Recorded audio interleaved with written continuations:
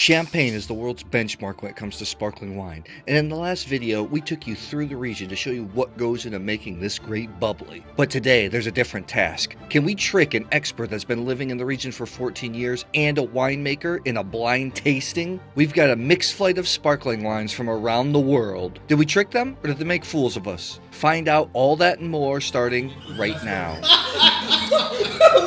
This is terrible.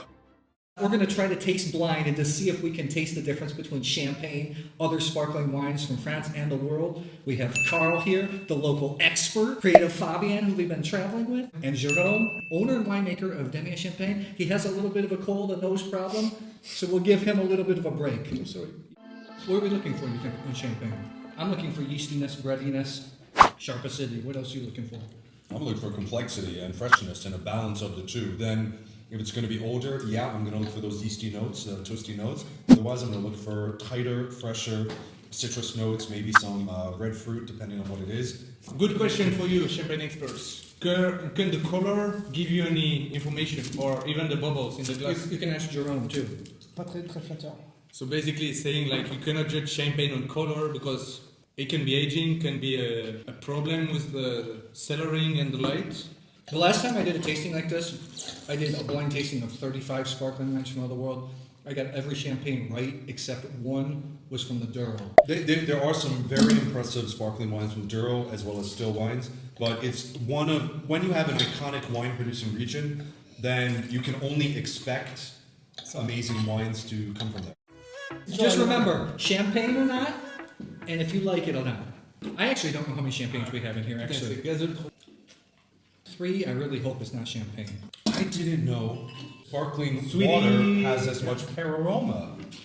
Number 3 definitely to me is not it's not champagne. I don't know what it is. No, it's not champagne. Congratulations. Champagne? But first you need good glassware. This is terrible. What the fuck? This is terrible. Oh my god, this is like Mott's applesauce, motherfucker. What is this? You like it? Oh my. This is champagne? That's champagne, right? Exceptionnel. What we do in the name of science. I hope these viewers appreciate it. How many champagnes does everybody have in the flight so far, in the first 6? I only have 1. I only have one. So we're all in agreement, just one. Alright. He doesn't have nose, but when it tastes like shit, it's potted. Yeah, he knows. Even though we only have 1 champagne so far, we had some decent sparkling wines, right? Oh yeah. Decent sparkling wines? 60-70%. I have the champagne, what I think, and then one other one that I think is really good for me. I think 2 is champagne. And this is my second champagne for me. Yeah, the number 1 on the last flight to me is too light. Only acidity, lack of fruit, lack of complexity, lack of everything. Out of the 8, which wines did you think were champagne? You tell me which 2 numbers were champagne. First one and last one. Me too, 1 and 8 for me. You? I'm about the same actually. 1 and 8? John? C'est quoi la question? 4 and 6, he says. Oh fuck. 4 and 6? Oh shit! Shit! We could be messed up. Why not 5?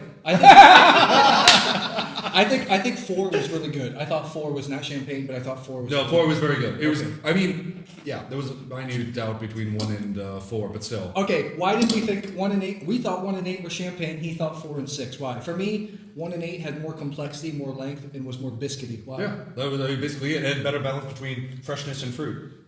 Yeah, and the last one is, it's where you start to see more complexity, more like a champagne with a couple of more years, but it could be New World also because of the bubbles. So. And Jerome, why did he say 4 and 6? So he basically says it's not the 5, but I think we all agree on the 5. Well, for him, it's just deduction based on what he tasted of the other ones. Some of which were nice, some of which were so beyond we just had to get through. And then the whole concept is, for him, even with the cold, is trying to identify what he has. So, okay, either he makes us all look like fools because he had a cold, or the cold took. Yeah, it's one or the other. Okay, we are gigs, let's get number 1. We thought it was champagne, but Jerome, did Jerome like it? Did Jerome like it? It's going back. C'est plus simple comme ça. No. Light. No. Too late? Pour No moi, c'est champagne. trop léger pour un He says champagne. no, but we say yes. And now no, it's not champagne. The bubbles are not the same. Pour moi, c'est pas champagne. Pour No. moi, c'est pas. Après, ça peut être un The champagne. bubble structure is not champagne. Ça paraît- But it might be the same grape as in The champagne. fruit really has my palate fooled, sort of in the back, but I'm To me, okay. I'm gonna stick with 1 and 8. I'm gonna stick with my gut, but maybe I'm It's wrong. not champagne. What is it? oh damn. It's a Delmas. It's the Delmas Limoux, which I love that wine. Holy The shit. Audace. You like this? I'm impressed because I did not expect it It's a to little- have. It's a 13 vintage in Brut Nature. Temper 2 is from Tasmania, from Jansz. New world wines, as beautiful as they can be, they fall short. They don't have the same potential length and duration in the mouth as a champagne. Let's go number 3. Already on the nose, it's pretty short. I thought this was Green good. apple. This is good, but not. I thought, It's it not was, champagne. I thought it was really good, but it's not champagne. I think it's good. You think it's good? No. What? But that's just my It's palate. easy drinking bubble. It's a Valdiviadene. It's a high quality Prosecco. This one I think is made in the Champagne Noir style. Does not do it for me. I thought it was good, and I like this producer. So, okay, number 4 I thought was very good. I did not think it was champagne, but Jerome thought it was champagne. Well, He's right, probably. I thought it was really good. well, that's the thing. If it's not number 1, it's number 4. You got it. 1, 4, This is not champagne either. he says yes. No. 1, 4, and 8 were my favorites. Ah, maybe. Let me check. 1, 4, and 8 were my C'est celui que favorites. j'ai choisi. I'll feel good if it's champagne because Celui-là. I said 1, 4, and 8 were my favorites. No, so here's the thing. You Yeah, have it's you have this weighty fattiness on the sort of the undersides here. So no, I know exactly what it is. It's just I missed it the first time. Bring So, the oysters. Bring the we were oysters. fooled. Jerome knew. with a cold. With a cold. But which shows in a way that champagne needs to breathe a little bit before opening. Yeah, and it was too cold as well. What? So wait, ask Jerome why he knew number 4 was champagne. Why? Oh, he knew it. He knew he knows his wines. Okay. And also, there's a personal history. So this is a 100% Meunier. This is the Cuvée Solera 23. Originally, it started in 1978. It is a non-perpetual reserve wine. There are over 20 individual vintages. Only Meunier. 20? Over 20 different vintages. Started in 1978. Started in a large oak cask. In 2004, a few years after Jérôme had taken over, he said, damn, this wine's a little tired. It's one of the many reasons why I love the Demière estate, because they're so honest. He thought it was tired. That's usually not something you want to admit as a winemaker. So guess what he does? He moves it from a large oak cask to stainless steel tank number 23 that we tasted the wine from. Beautiful. Let's go to number 5. Number 5 was champagne, right? Retaste number 5. was champagne. This is terrible. What the fuck? Il a ramené ça de Bretagne. Did you like Normandie, this? je sais Arrête, pas. arrête. Sur la route, il a vu ça. I knew it, Chantonnay. Champagne, ouais. Number 5 is what? Apple juice, right? For Sparkling, kids. Fucking kids. sparkling apple juice. Non. You like? Ouais, on a gagné. Hein, là. C'est excellent. Okay. Jerome said number 6 was champagne. Ça, j'ai- This is fun, right? Blind tasting. I thought for sure I'd get the 2 champagne. It's not champagne. I think 8. I stick. You say champagne, Jerome? Okay. You? I say 8 still champagne. It has the salinity, it has acidity. Jerome says I'm not yes. sure. We? Sorry, we? I'm not sure. Maybe Jerome is going to school us because. It is wine. Again? Fuck. It is a 100%. So you cannot trick a champagne producer, definitely. But you can trick a champagne master. The difference is, he made this, I just babble about his bubbles. How much you drink per year over there? Clearly not enough. La fraîche, de l'acidity, champagne, Wow. essence.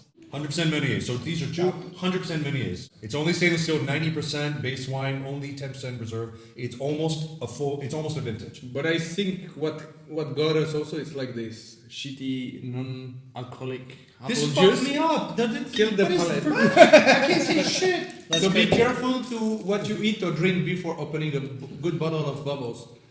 Or clean your palate 100%. with. Blind tasting is so humbling. I am super humbled right now. I thought for sure I'd be able to pick out the champagnes. All All the of, champagne specialists thought he could pick out the champagne. all of us were fooled except the winemaker. So With right? the cold. Let's open 7. I didn't think I like 8. Oh wow! I like this not blind. I thought wow. Okay, blind tasting again. All right.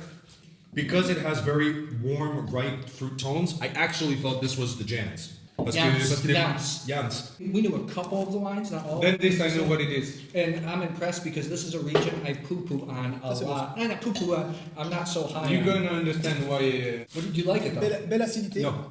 We thought it was champagne originally. When I tasted it, but as you know, it's a wine, regardless of if it's effervescent or not. This is opened up, and not to its favor. This is worse now. This is not. No, it's not worse. It's now. warmer. It's not good. It's I don't getting like it. warmer. I enjoyed it when I first tasted it, when it was very cold. But this now, It's a Franciacorta. It's a Franciacorta. Hey. It's an inexpensive Parfait. Franciacorta from Hey. Italy. Last takeaways from this. Blind tasting always humbles me. I was impressed with a couple of sparkling wines that I didn't think was champagne, and no, you can't fool a winemaker, a champagne winemaker. What takeaways? so here we are. We're enjoying a diversity of life that you otherwise in Champagne. I don't do this with anyone because no one does this. Okay. I give much respect to Jerome for wanting to do this, actually. Yeah. My takeaway: if you open bubble, get good glassware. Yeah. Even if you pour in your glass, give it like 2 or 3 minutes to really start opening it up slowly. And Jerome, ask Jerome like one takeaway maybe? So basically, really quick translation. So these are all sparkling wines. And basically, what typically we all think about it is they're festive. It's festive. It's a festive product. We think of festive times. But you can go past that, and you can think about the actual wine and what it represents. And they have a strong identity of where they're from. And that's one thing that he really appreciates. That you can enjoy the different identities of different places and enjoy these moments and enjoy multiple moments of traveling and through the glass. So there you go. So cheers. Cheers.